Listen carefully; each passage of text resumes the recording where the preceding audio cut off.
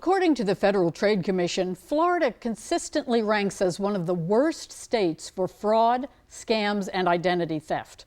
Joining me are Master Deputy Stanley Murray and Laura Lang with the Orange County Sheriff's Office to tell us about the common scams in Central Florida.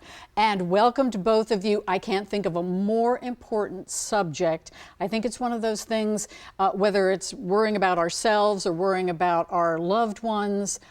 Identity theft, scams, we hear so much in the news to try to keep our folks safe. So can you give us kind of an idea? All right, we talk about scams, we talk about identity theft, we talk about fraud, all of those terms. Are they different? Are they interchangeable? I believe that they're all pretty much the same thing. Just the names vary a little bit. So a lot of times identity theft is also known as identity fraud. So it's just the perception, but they basically remove your personal information without your consent.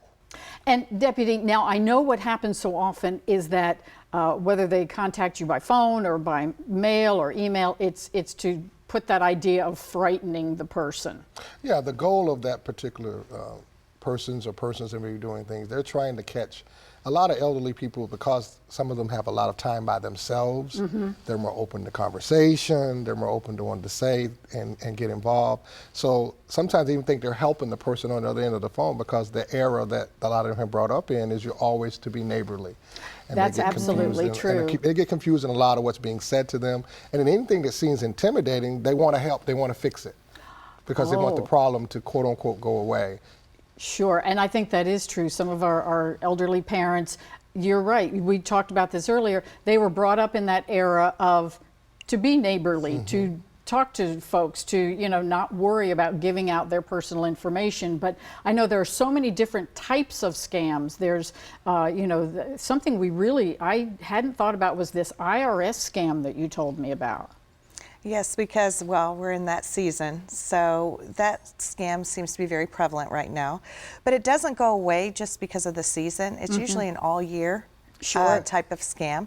It's been going on for years and years and years. And that particular scam, the scammer would notify you by phone. But thanks to media education, now they're contacting you by letter form. And in that letter, they give you a phone number to contact the scammer back at. But you have the ability, as the individual who's receiving the letter, to go out and look for the actual phone number to the IRS, and you become the aggressor and call the IRS. If it is a legitimate letter from the IRS, they will let you know, yes, we did send that to you. So from that point of view, go ahead and look it up and maybe, take that advantage.